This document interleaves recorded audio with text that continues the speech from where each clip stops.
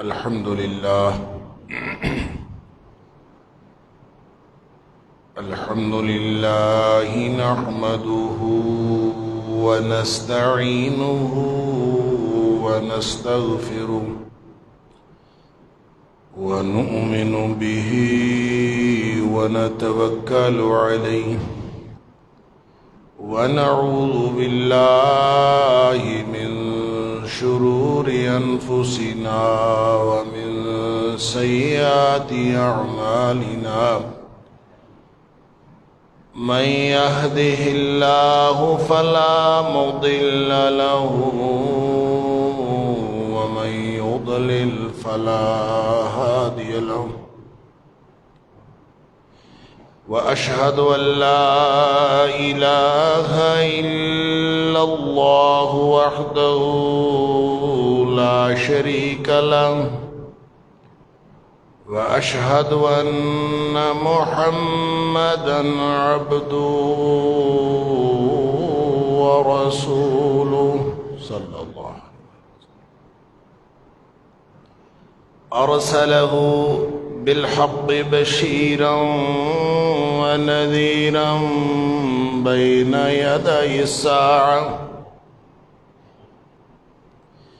فمن يطع الله ورسوله فقد رشد واهتدى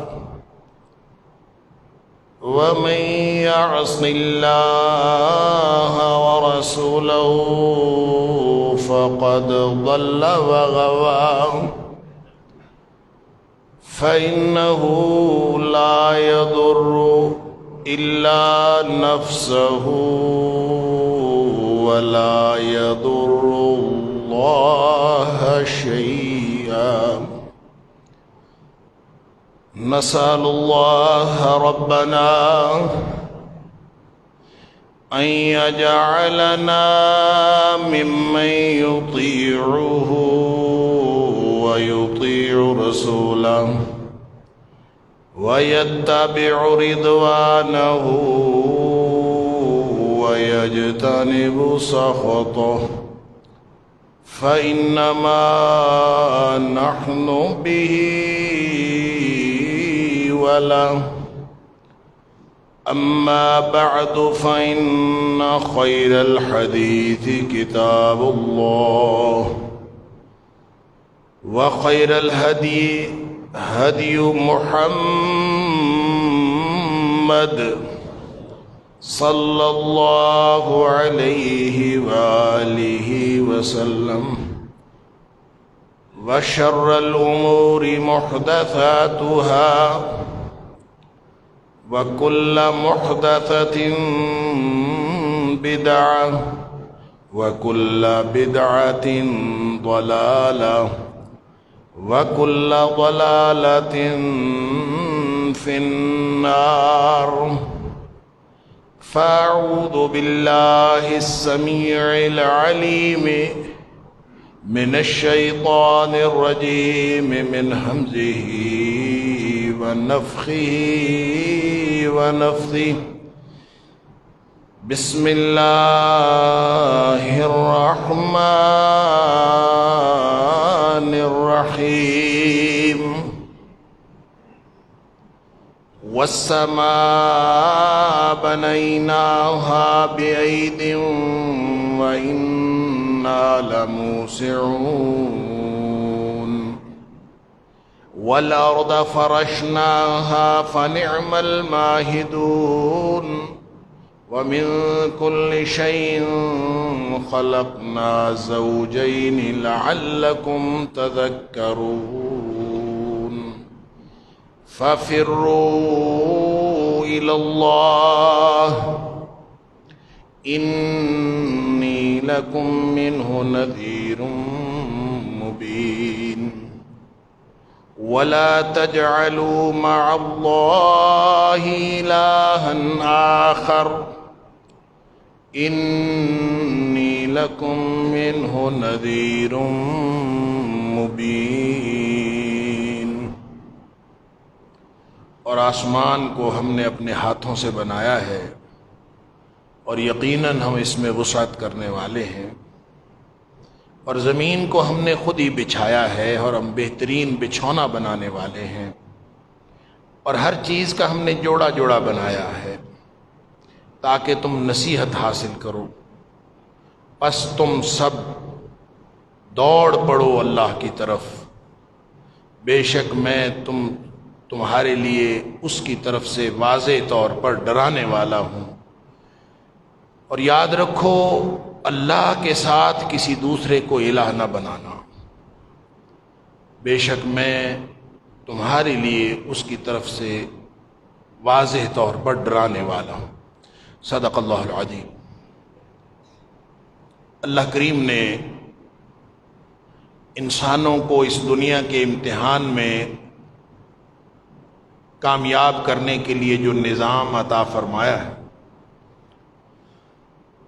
اس نظام میں ایک تو قانون عدل ہے اللہ کا، اور وہ سادہ سا قانون ہے کہ جو گناہ کرے گا اس کو اس کی سزا ملے گی، اور جو نیکی کرے گا اس کا بدلہ اجر کی صورت میں ملے گا، ثواب ملے گا۔ اور اسی طرح ہر گناہ کا ایک خاص بدلہ، ایک خاص سزا مقرر کر دی گئی، اور ہر نیکی کی ایک خاص جو جزا ہے اور خاص بدلہ ہے، جو خاص اجر ہے، وہ بھی مقرر کر دیا۔ اور جو کارکردگی دکھائے اور جو نیکی کرے اس کو اس کا بدلہ دے دیا جائے، اور جو گناہ کرے اس کو اس کا بدلہ دے دیا جائے۔ یہ سادہ سا قانون ہے اور اس کا نام ہے قانون عدل۔ اور اللہ کے قانون میں کوئی تبدیلی نہیں ہوتی۔ وَلَن تَجِدَ لِسُنَّتِ اللَّهِ تَبْدِيلًا۔ تم اللہ کے قانون کے اندر کبھی کوئی تبدیلی، وَلَن تَجِدَ لِسُنَّتِ اللَّهِ تَحْوِيلًا، نہ یہ تبدیلی اس کے اندر ہوتی ہے، نہ اس کے اندر کوئی امینڈمنٹ ہوتی، نہ یہ کسی کے دوسرے قانون سے بدلا جاتا، یا نہ اس کو موڈیفائی کیا جا سکتا۔ یہ اللہ کا قانون۔ لیکن رحمت اس کی یہ ہوئی اور فضل اس کا یہ ہوا کہ اس نے قانون عدل کے ساتھ ساتھ ایک قانون رحمت بنا دیا۔ اور وہ جو قانون رحمت ہے، جتنے مرضی بڑے گناہوں میں کوئی شخص آلودہ ہو چکا ہو اور سزا کا مستحق بن چکا ہو، اس کے باوجود وہ چاہے تو اس کو بخش دے، اس کے سارے گناہ بخش دے۔ یہ اس کا قانون رحمت ہے۔ وہ اپنی رحمت سے جس کو چاہے بخش دے، اور جس کو چاہے جنت عطا فرما دے، اور جس کو چاہے جنت میں اعلیٰ مقام عطا فرما دے، اس کو کوئی پوچھنے والا نہیں ہے۔ اس قانون کا نام ہے قانون رحمت۔ اور انسانوں پر اللہ کا ایک اور فضل یہ ہوا کہ قانون رحمت قانون عدل کو سپرسیڈ کرتا۔ یہ قانون اس کو سپرسیڈ کرتا ہے۔ اس کا معنی یہ ہے کہ ہو سکتا ہے کہ کوئی شخص قانون عدل کے تحت پکڑا جا رہا ہو اور وہ جہنم کا مستحق ہو چکا ہو، اور اس پر جب اللہ کا قانون رحمت لاگو ہوتا ہے تو وہ سارے کے سارے قابل سزا مجرموں کو بخش دیتا۔ لہذا ہمیں یہ حکم دیا اور ہمیں یہ انسانوں کو اللہ کریم نے یہ شوق دلایا کہ عمل کرو، لیکن عمل پر بھروسہ نہ کرو، کرتے رہو عمل۔ سددوا وقاربوا، سددوا وقاربوا، لگے رہو، پوری محنت کرو، جتے رہو، لیکن ایک بات ذہن میں رکھنی ہمیشہ، عمل پر بھروسہ نہیں کرنا۔ بھروسہ کس بات پر کرنا ہے؟ بھروسہ اس بات پر کرنا ہے کہ لن يدخل احدکم عملہ الجنہ، کہ تم میں سے کسی شخص کو بھی اس کا عمل جنت میں نہیں پہنچا سکتا۔ حیران ہو گئے صحابہ کرام، محنت بھی کرتے رہنا ہے، لگے بھی رہنا ہے، جتے بھی رہنا ہے، دن رات اس امتحان میں کامیابی کی کوشش بھی کرنی ہے۔ اللہ اکبر۔ لیکن یہ نہیں سمجھنا کہ میرا عمل مجھے بخشوا دے گا۔ اللہ کے رسول صلی اللہ علیہ وسلم کسی کو بھی اس کا عمل جنت میں داخل نہیں کرے گا، آپ کو بھی نہیں۔ نبی کریم صلی اللہ علیہ وسلم فرمایا ولا انا، مجھے بھی میرا عمل جنت میں نہیں لے جا سکتا، الا ان یتغمدنی اللہ من الرحمہ، اللہ مجھے اپنی رحمت کی لپیٹ میں لے لے تو پھر وہ جنت دے دے۔ تو یہی ایک طریقہ ہے، اس کے علاوہ کوئی طریقہ جنت میں جانے کا نہیں۔ گویا جنت میں جن لوگوں نے بھی جانا ہے وہ قانون رحمت سے جانا ہے، اور جن لوگوں نے پکڑے جانا ہے سب نے قانون عدل کے تحت پکڑے جانا۔ اب ہمارے لیے حکم یہ ہے کہ تم سب اللہ کی رحمت کو تلاش کرو۔ رحمت کے دروازے، رحمت کی جتنی بھی صورتیں ہو سکتی ہیں، جتنے دروازے ہو سکتے ہیں، جتنے راستے ہو سکتے ہیں، رحمت کو حاصل کرنے کی کوشش کرو۔ اللہ، اور رحمت اللہ تعالیٰ فرماتا ہے کہ یدخل من یشاء فی الرحمہ، اللہ جس کو چاہتا ہے رحمت میں داخل کر دے۔ وما للظالمین من انصار، قانون بتا دیا کہ یاد رکھو رحمت میں تو وہ جس کو چاہتا ہے داخل کرتا ہے، لیکن یاد رکھنا جو ظالم ہے نا اس کو وہ کبھی بھی رحمت میں داخل نہیں کرتا۔ لہذا تم کبھی ظالم نہ بننا۔ اور ظالم کون ہے؟ ظالم ہر وہ شخص ہے، ہر وہ شخص ظالم ہے جو حقدار کو حق نہیں دیتا، اور سب سے بڑا ظالم وہ ہے جو اللہ کو اللہ کا حق نہیں دیتا۔ ان الشرک لظلم عظیم، کائنات کا سب سے بڑا ظلم شرک ہے جو اللہ کو اللہ کا حق نہ دے۔ لہذا کیا کرو؟ ففروا الی اللہ، بھاگو، دوڑو، اللہ کی رحمت کی طرف دوڑو، ظلم سے بچو۔ کوئی بھی کسی بھی طرح کا کوئی ایسا موقع کہ آپ ظلم کا شکار ہوں یا ظلم میں داخل ہوں یا ظلم کا ارتکاب کریں، اس کی بجائے نیکیاں کر کے اللہ کی رحمت میں داخل ہونے کی کوشش کرو۔ فَفِرُّوا إِلَى اللَّهِ إِنِّي لَكُم مِّنْهُ نَذِيرٌ مُّبِينٌ وَلَا تَجْعَلُوا مَعَ اللَّهِ إِلَٰهًا آخَرَ، اور کبھی اللہ کے ساتھ کسی کو شریک نہ ٹھہرا، اللہ کے ساتھ کسی اور کو الہ نہ سمجھنا۔ میں نے ڈرا دیا ہے، انی لکم منہ نذیر مبین، واضح طور پر ڈرا دیا۔ لہذا پوری زندگی اللہ کریم نے انسان کو یہ واضح راستہ دے دیا ہے کہ وہ ہر لمحہ اللہ کی رحمت کو حاصل کرنے کی کوشش کرے۔ یہ جو دعائیں کرتے ہیں نا، دعائیں، اللہ اکبر، نبی اکرم صلی اللہ علیہ وسلم نے فرمایا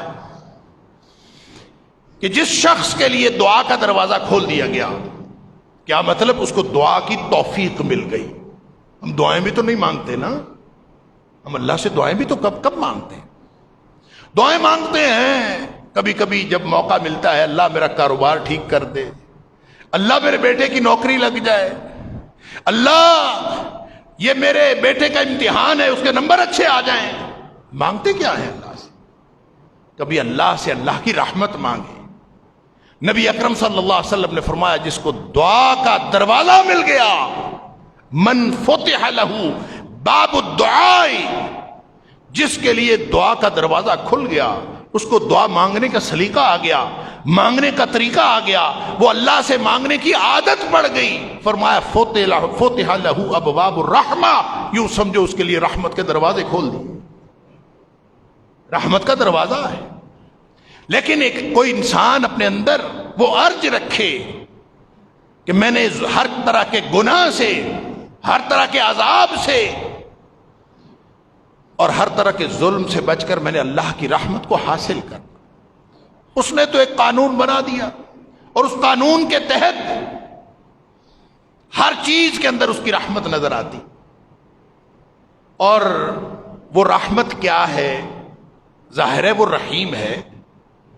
اس نے جس کا بھیجا ہوا رحمت للعالمین ہے، جس کا بھیجا ہوا رحمت للعالمین ہے اس کی اپنی رحمت کا کیا حال ہوگا؟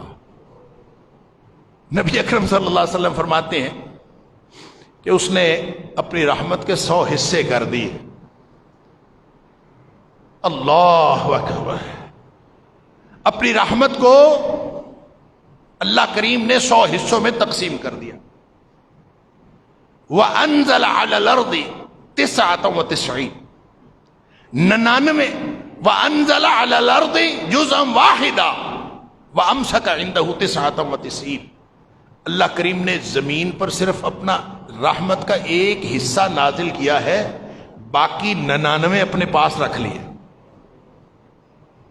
وہ جو 99 اپنے پاس رکھے ہیں ان کو وہ قیامت والے دن مکمل کرے گا اہل ایمان کے لیے. یدخل فی رحمتہ من یشاء، وہ جس کو چاہتا ہے اپنی رحمت میں داخل کرتا. تو جو اللہ کی رحمت میں داخل ہو گیا سبحان اللہ، تو رحمت کے لیے اس نے دنیا میں مواقع رکھے ہیں ہر شخص کے لیے کہ وہ رحمت کا دروازہ کھٹکھٹائے، وہ نیکی کرے رحمت میں داخل ہو، وہ برائی سے بچے وہ رحمت میں داخل ہو. وہ ہر لمحہ، ہر روز، ہر قدم پہ، پوری زندگی 24 گھنٹے اللہ کی رحمت کا دروازہ کھلا ہے. اگر کوئی شخص مانگتا ہی نہیں اللہ سے، اس کا پروگرام ہی نہیں ہے اللہ کی رحمت حاصل کرنے کا، تو یہ اور بات ہے. وگرنہ اس نے قانون یہ بنایا ہے، قانون عدل تو یہی تھا نا کہ کوئی شخص گناہ کرے تو اس کو پکڑ لیا جائے، کوئی نیکی کرے تو اس کا بدلہ دے دیا جائے. لیکن اس نے فرمایا من جاء بالحسنۃ فلہ عشر امثالها، جو تم میں سے کوئی نیکی کرے گا ہم اس کو 10 لکھ لیا کریں گے، اور جو تم میں سے گناہ کرے گا فلا یجزا الا مثلھا، اس کی سزا اتنی ہی ہے. گویا ایک نیکی دن میں کی تو 10 لکھے گئے، ایک گناہ دن میں کیا تو 1 لکھا گیا. اس سے بڑا رحمت کا قانون اور کون سا لاگو ہو سکتا؟ لہذا روزانہ ہر لمحہ اللہ کریم نے اپنی رحمت کا نزول فرما دیا ہوا ہے. لیکن پھر بھی وہ رحمتوں والا ہے، اگر وہ اسی پہ بس کر جائے تو اللہ کی رحمت کی حد آ جائے. مجھے اور آپ کو جو وہ قانون بتاتا ہے کہ اللہ کی رحمت کے دروازوں کی طرف دوڑو، ففروا الی اللہ، بچنا ہے تو دوڑو، تو مختلف مواقع عطا فرماتا ہے. ان میں سے ایک موقع جو ہے وہ رمضان المبارک، جس کو رحمتوں کا مہینہ کہا جاتا ہے. شہر عظیم، رحمتوں کا مہینہ، بہت عظمت والا مہینہ. یہ ہمارے سروں پر سایہ فگن ہے. ہو سکتا ہے اب بھی چند دن باقی ہیں، 1-2 دن باقی ہیں. کس کے نصیب میں ہوتا ہے اور کس کے نصیب میں؟ اللہ کرے ہمیں اس مہینے کی عظمت اور اللہ کی رحمت کے ساتھ جو اس کا تعلق ہے، اللہ کرے ہماری سمجھ میں آ جائے. اللہ کرے ہمیں اس مہینے کی عظمت ہمارے دل و دماغ میں نہیں، ہماری زندگیوں میں آ جائے، اور ہمیں یہ معلوم ہو کہ اللہ کریم نے کتنی بڑی نعمت سے مستفید فرمایا ہے اپنی رحمت کی طرف لے جانے کے لیے. ففروا الی اللہ. لوگو، اگر تم نے گناہوں سے بچنا ہے، اگر تم نے سزا سے بچنا ہے، اگر تم نے شرک سے بچنا ہے، اگر تم نے ظلم سے بچنا ہے، اللہ کی رحمت کو حاصل کرنا ہے، تو اس سے بڑا موقع اور کوئی نہیں. ففروا الی اللہ. یہ اتنا بڑا موقع ہے زندگی میں. اللہ کتنا بڑا موقع ہے. ایک تو میں نے عرض کر دیا کہ اللہ کریم نے اپنی رحمت کے، یہ رحمت کیا ہے کسی کو سمجھ آ جائے نا رحمت کیا. حدیث میں آتا ہے، غالباً مسلم شریف کی حدیث ہے، نبی کریم صلی اللہ علیہ وسلم فرمایا اللہ اکبر لو یعلم الکافر ما عند اللہ من الرحمہ. اللہ اکبر.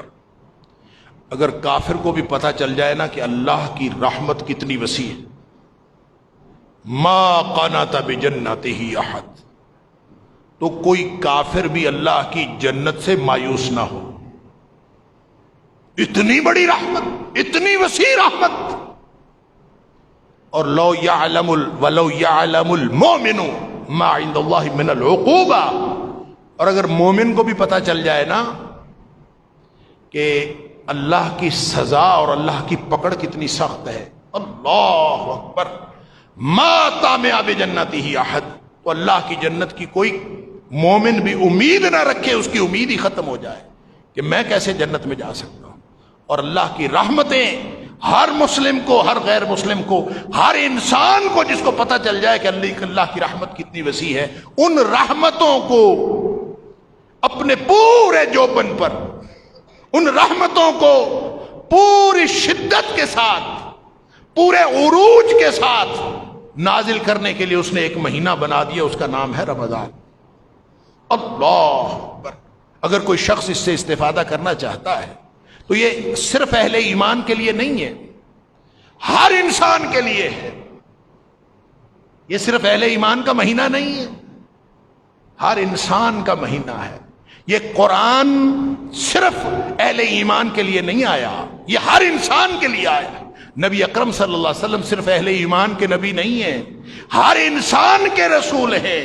لہذا جس نے کامیابی کی طرف جانا ہے ففروا الی اللہ، راستہ کھلا ہے. آج اپنی پچھلی ساری زندگی چھوڑے اللہ کی طرف بھاگ پڑے، آج بھی موقع موجود ہے. قل یا عبادی الذین اسرفوا علی انفسہم، اے حبیب صلی اللہ علیہ وسلم میرے بندوں کو کہہ دیجئے ساری زندگی اپنی جانوں پر ظلم کیا ہے، کوئی مسئلہ نہیں ہے. آج بھی ابھی اس لمحے تم اگر سوچ لو کہ میری زندگی آج تک جو میں اپنے اوپر ظلم کرتا رہا ہوں، قل یا عبادی الذین اسرفوا علی انفسہم، جنہوں نے آج تک اپنی زندگیوں میں اپنی جانوں پر ظلم کیا ہے، 50-60 سال چاہے 80 سال عمر ہو گئی، کیا ہوا؟ ہر چیز دروازے بند ہو گئے.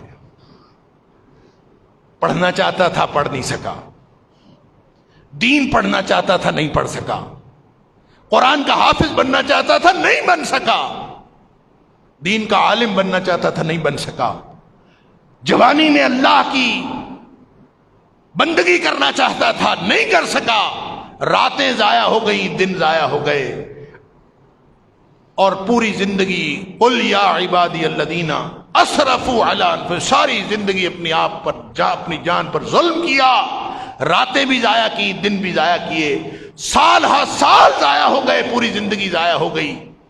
لا تقنطوا من رحمت اللہ، ہر چیز کا چانس ختم ہو گیا ہے، اللہ کی رحمت کا چانس ختم نہیں ہوا، وہ باقی ہے. لا تقنطوا من رحمت اللہ، اللہ کی رحمت سے مایوس نہیں ہونا، بلکہ اللہ کی رحمت کی طرف دوڑ لگا دو، بھاگ پڑو پوری شدت کے ساتھ. وہ جو سپرنٹ لگاتے ہیں نا، بعض دوڑ ہوتی ہے جو لمبی دوڑ ہوتی ہے، تھوڑی تھوڑی کر کے لگانی ہوتی ہے، آہستہ آہستہ دوڑ لگانے والا مقابلے میں تھوڑا تھوڑا دوڑ نہیں. یہ تو کوئی پتہ نہیں اگلا لمحہ ہماری موت کا لمحہ ہو، یہاں سپرنٹ لگانی پڑے گی، فوراً پوری شدت کے ساتھ دوڑنا ہوگا. ففروا الی اللہ، ڈرانے والے نے ڈرا دیا، کہنے والے نے کہہ دیا لا تقنطوا من رحمت اللہ، اللہ کی رحمت سے مایوس نہیں ہونا. تو کیا کرنا ہے؟ کیوں مایوس نہیں ہونا؟ اس لیے کہ ان اللہ یغفر الذنوب جميعا، وہ جو اوپر والا ہے اس نے قانون رحمت بنایا ہی اس لیے ہے کہ وہ ساری زندگی کے گناہ معاف کر دے گا. کیوں معاف کر دے گا؟ اس لیے معاف کر دے گا کہ انہ هو الغفور الرحیم، وہ ہے ہی بڑا بخشنے والا، ہے ہی بڑا رحمتوں والا. تم نے رحمت لینی کیسے ہے؟ وَأَنِيبُوا إِلَىٰ رَبِّكُمْ وَأَسْلِمُوا لَهُ، ہر طرف سے منہ موڑو اور ایک اللہ کے سپرد کر دو. بڑا موقع ہے رمضان، سبحان اللہ. جب تک اصل میں کسی چیز کی اہمیت نہ پتہ ہو آدمی اس سے استفادہ نہیں کر سکتا. یہ قرآن ہے نا، اللہ کریم نے فرمایا اللہ نزل احسن الحدیث کتابا متشابہا مثانی تقشعر منہ جلود الذین یخشون ربہم. یہ قرآن ہے نا، یہ کتاب ہے اللہ کی، یہ کائنات کا بہترین کلام ہے. اللہ نے کائنات کا بہترین کلام نازل کیا ہے. لوگوں نے اس کو ایک کتاب سمجھ رکھا، جیسے دوسری کتابیں الماریوں میں پڑھی ہیں یہ بھی پڑھا ہے. لوگوں نے سمجھا ہی نہیں کہ اس سے کیا ہونا تھا، میری زندگی بدلنی تھی، کیا ہونا تھا، تقشعر منہ جلود الذین، اس سے تو لوگوں کے رونگٹے کھڑے ہو جانے تھے، لیکن کس کے؟ یخشون ربہم، جب تک وہ اپنے مالک، اپنے رب کا، اس کلام کے جو صاحب کلام ہے، جس نے یہ کلام نازل فرمایا ہے، جب تک اس کی عظمت کا رعب دل میں نہیں ہوگا اس وقت تک آپ کو کوئی فائدہ نہیں۔ وہ عظمت کا رعب ہو تو یہ قرآن پڑھنا شروع کرو، اللہ اکبر، ہو سکتا ہے ایک آیت مکمل ہونے سے پہلے اللہ تعالیٰ آپ کو ہدایت نصیب فرمائے، کیونکہ اس نے وعدہ کیا ہے کیا؟ تقشعر منہ جلود الذین یخشون ربہم، جو لوگ اپنے دل میں اپنے مالک کا رعب رکھتے ہیں، اپنے مالک کی عظمت رکھتے ہیں، اس کی خشیت رکھتے ہیں، اس سے کیا ہوتا ہے؟ ان کے رونگٹے کھڑے ہو جاتے ہیں۔ تو مجھے بتاؤ، رونگٹے کھڑے ہونے میں کتنی دیر لگتی، کتنے سال لگتے ہیں، کتنی زندگیاں لگتی ہیں؟ ایک لمحہ تو لگتا ہے۔ آپ نے شروع کیا، مالک کی عظمت دل میں ہے، آپ نے اعوذ باللہ من الشیطان الرجیم پڑھا، بسم اللہ الرحمن الرحیم پڑھا، الحمدللہ رب العالمین ایک آیت پڑھی، اگر دل میں مالک کی خشیت ہے تو اسی دن زندگی بدل گئی۔ تقشعر منہ جلود الذین یخشون ربہم، قرآن کا وعدہ ہے، ثم تلین جلودہم وقلوبہم الی ذکر اللہ، اسی دن جس دن رونگٹے کھڑے ہوئے، اگلے لمحے انسان کی ساری زندگی بدل گئی، اس کا دل بھی، اس کا دماغ بھی، اس کا جسم بھی، سب اللہ کی یاد کی طرف جھک پڑا۔ ذالک ھدی اللہ یہدی بہ من یشاء، یہی تو ہدایت ہے۔ گویا ایک لمحے میں انسان ہدایت کے سفر پہ چل سکتا ہے، ایک لمحے میں گمراہی سے ہدایت میں، ظلم سے رحمت میں، اور عذاب سے رحمت میں، ایک لمحے میں انسان کی زندگی بدل سکتی ہے اگر اللہ کے کلام کی عظمت دل میں۔ اسی طرح رمضان ہے، رمضان ہم نے پتہ نہیں کتنے گزار لیے، اگر دل میں اس مہینے کی عظمت ہو، ایک رمضان زندگی بدل سکتا ہے، ایک رمضان کی ایک رات زندگی بدل سکتی ہے۔ اللہ، اس لیے کہ یہ کوئی چھوٹا، یہ کوئی رحمت کا ایک لمحہ کافی ہے انسان کی زندگی بدلنے کے لیے، اللہ نے پورا مہینہ عطا فرما دیا، ایک لمحہ رحمت کا کافی ہے۔ وہ کہتا ہے کہ وہ جو پورے مہینے کی جو ایک ابتدا سے لے کر انتہا تک اس کی جو گھڑیوں کی جو تفصیلات ہے، اس کو چھوڑیے، آپ اس مہینے کی عظمت کو دل میں اور دماغ میں بٹھائیے۔ شہر رمضان الذی انزل فیہ القرآن، یہ قرآن کا مہینہ ہے، سمجھ لیا، قرآن کا مہینہ، ساری زندگی سنتے رہے، یہ اس مہینے کی عظمت یہ ہے کہ قرآن اس میں نازل ہوا ہے، بھئی نازل ہو گیا، میری زندگی کیسے بدلے گی، مجھے کیا فرق پڑے گا؟ اللہ اکبر۔ سن لیجئے، نبی اکرم صلی اللہ علیہ وسلم نے فرمایا، صحیح حدیث ہے ابن ماجہ کی، حضرت طلحہ بن عبید اللہ رضی اللہ تعالی عنہ وہ فرماتے ہیں، اللہ اکبر، میں اور آپ ہم میں سے کسی سے بھی پوچھ لیجئے جنت میں جانے کے لیے سب سے بڑا شارٹ کٹ کیا ہے؟ کسی نے جنت میں فوراً داخل ہونا ہو، سب سے چھوٹا راستہ جنت کو جانے کے لیے کون سا ہے؟ شہادت۔ انسان جو ہے وہ اللہ کے راستے میں شہید ہو جائے، اللہ کے راستے میں لڑتا ہوا شہید ہو جائے، تو شہید کا خون کا قطرہ زمین پر گرنے سے پہلے اللہ تعالیٰ اس کے سارے گناہ معاف کر۔ جنت میں داخلے کا اس سے بڑا شارٹ کٹ کوئی نہیں ہے، شہادت سے بڑا شارٹ کٹ کوئی نہیں۔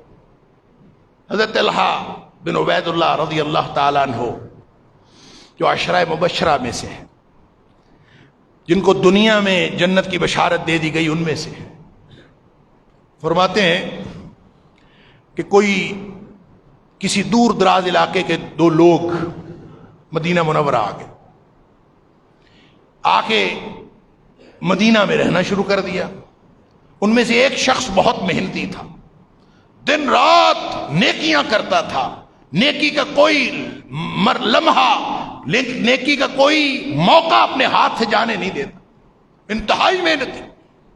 دوسرا تھوڑا سا اس کے مقابلے میں اور موازنے میں اتنا محنتی نہیں تھا، ذرا کم محنتی تھا وہ بھی محنتی، دونوں نیک تھے، نیکیاں کرتے تھے۔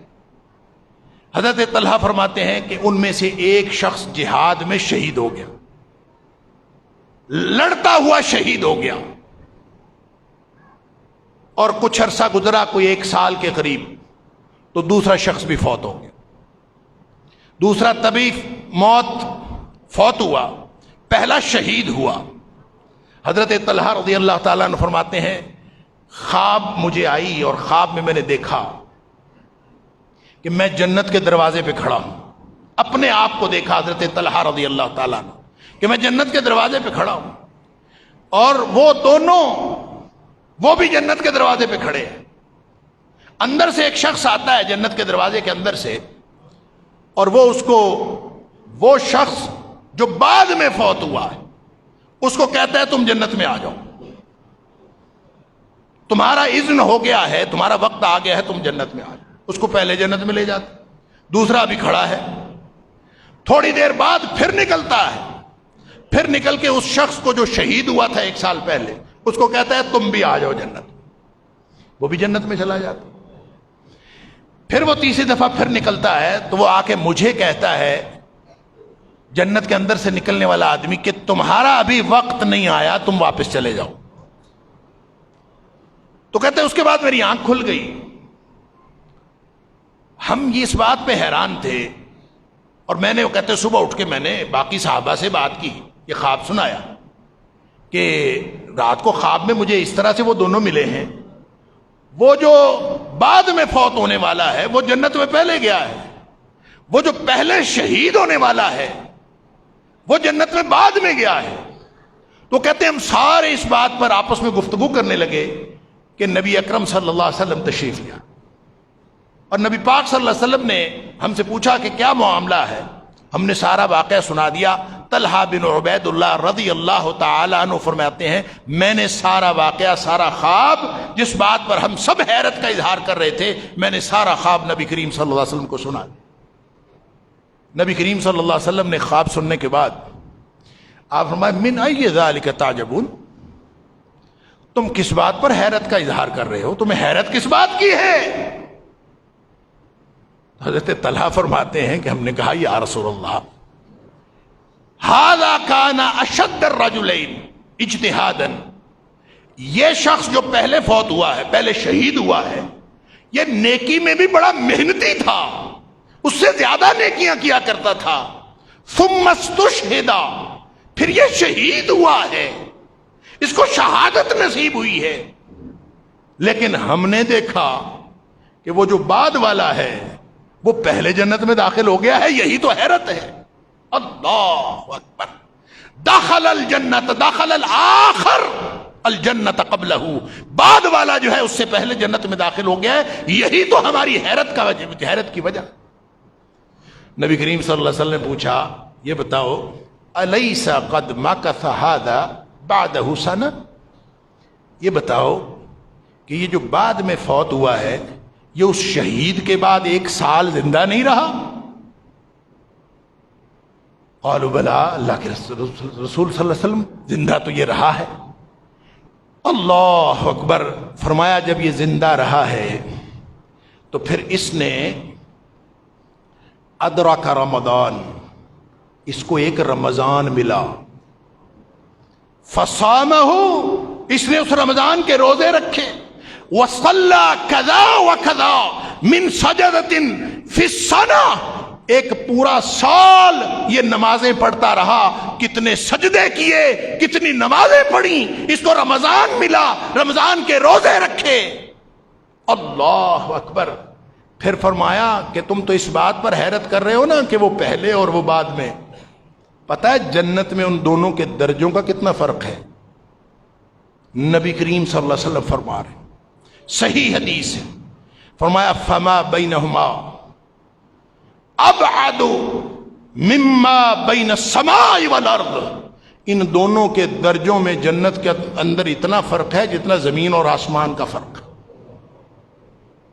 پہلے ہمارے ذہنوں میں رمضان کی اہمیت تو ہو کہ ہمیں کیا مہینہ نصیب ہونے والا ہے، اور جس کو جتنا دیکھیں اسلاف 6 مہینے شکر کرتے تھے کہ اللہ نے رمضان عطا فرمایا، اور 6 مہینے انتظار کرتے تھے کہ اللہ اگلا مہینہ عطا فرمائے۔ یہ ایسے نہیں تھا ایک لمحہ مل جائے رمضان کا زندگی بدل سکتی ہے۔ فَفِرُّوا إِلَى اللَّهِ، آج دوڑ لگا دو، اپنی نیتیں خالص کر لو، دل صاف کر لو اللہ، اور ساتھ دعائیں کرو کہ اللہ یہ مہینہ عطا فرما دے۔ ایسا نہ ہو کہ مرنے سے یہ رمضان سے پہلے موت واقع ہو جائے۔ ابھی سے دوڑ لگائیں اور پوری سپرنٹ لگائیں کہ انشاءاللہ رمضان کا کوئی لمحہ ضائع نہیں ہونے دینا۔ ویسے تو پوری زندگی، لیکن خاص طور پر رمضان یہ جو 30 دن ہے، نیکی کا شوق بڑا ہوا ہوتا ہے، اور جو بڑے شیاطین ہیں وہ قید ہوئے ہوتے ہیں، ماحول نیکی کا بنا ہوا ہوتا ہے، لہذا مختلف پلاننگز کر لیں۔ میں نے اتنا قرآن پڑھنا ہے، اتنی عبادات کرنی ہے، اتنا ذکر کرنا ہے، اتنی نمازیں پڑھنی ہیں، اتنے نوافل پڑھنے ہیں، اور ساتھ ایک وہ جو نسخہ نبی کریم صلی اللہ علیہ وسلم نے جہنم سے بچنے کا فرمایا تھا، آپ نے فرمایا تھا 40 دن کوئی شخص نماز پڑھ لے۔ 40 دن، ویسے تو کسی بھی 40 دن پڑھے جا سکتے ہیں، لیکن یہ جو 30 دن ہے 29 یا 30، یہ اس کے ساتھ 10 ملا لے تو موقع زیادہ اچھا ہے کہ 40 دن نبی کریم صلی اللہ علیہ وسلم نے فرمایا من صلی للہ، جس نے اللہ کے لیے نمازیں پڑھی 40 یومن، 40 دن پڑھ لی، فی جماعت یدرک التکبیرۃ الاولی، تکبیر اولا کے ساتھ جماعت کے ساتھ ملتا ہے اور نماز پڑھتا ہے، 40 دن پڑھ لیا، نبی کریم صلی اللہ علیہ وسلم نے فرمایا اس کو اللہ تعالیٰ 2 براءتان عطا فرماتا ہے، براءۃ من النفاق و براءۃ من النار۔ ایک اس کو برات مل گئی جہنم سے، وہ جہنم میں نہیں جا سکتا، اور دوسرا کبھی وہ نفاق میں مبتلا نہیں ہو سکتا، اور اس کو اللہ تعالیٰ ایمان مضبوط عطا فرماتا۔ لہذا ایمان حاصل کرنے کا بھی موقع، جہنم سے آزادی حاصل کرنے کا بھی موقع۔ اللہ اکبر۔ اللہ تعالیٰ ہم سب کو یہ شوق عطا فرمائے، اور یہ شوق اس وقت تک نہیں ہوتا جب تک اہمیت ذہن میں نہ آئے، اور دل صاف کر کے، نیتیں صاف کر کے جڑ جائیے۔ اللہ ہم نے تجھ سے رحمت لینی ہے، اللہ ہم نے رحمت کا مستحق بننا ہے، اللہ ہمارے پاس کوئی اور راستہ نہیں ہے، ہم نے تیری رحمت کا استحقاق حاصل کرنا ہے۔ اس موقع کو ضائع نہیں جانے دینا جب تک یہ اپنے دل میں دیکھیں۔ یہ جو نمازوں کا معاملہ ہے نا، حضرت سعید بن مسیب کا قول ہے رحمت اللہ علیہ، وہ کہتے ہیں 30 سال ہم سے 30 دن اور 40 دن نہیں پڑھی جاتی۔ وہ کہتے ہیں 30 سال میری زندگی کے ایسے گزرے ہیں کہ جب اذان ہوتی تھی میں مسجد میں موجود ہوتا تھا، تکبیر اولا نہیں، اذان جب ہوتی تھی، اذان ہونے سے بھی پہلے میں مسجد میں موجود ہوتا تھا۔ میرے 30 برس ایسے گزرے۔ کیا قیامت آ جائے گی اگر ہم بھی اپنی زندگی کا معمول یہ بنا لیں؟ ہمارا کاروبار کم نہیں پڑے گا، ہماری نوکریوں پہ کوئی فرق نہیں پڑے گا۔ کیا ہم نے دنیا میں تبدیلی کر لی ہے اگر ہم یہ وقت ضائع کرتے ہیں نماز کے لیے؟ آپ آج سے طے کر لیجئے کہ اذان کے وقت ہم نے مسجد میں ہونا ہے انشاءاللہ، اور یہ عادت اللہ کرے اس رمضان میں ہماری بن جائے، اور باقی زندگی مسجد میں اذان کے وقت گزرنے والی بن جائے۔ اللہ ہمیں جہنم سے بھی بچا دے، اللہ تعالی ہمیں نفاق سے بھی بچا دے، اللہ تعالی ہم سب پر رحمت نازل فرما دے، اللہ تعالی ہم سب کو رحمت کا مستحق بنا دے۔ وآخر دعوانا الحمدللہ رب العالمین۔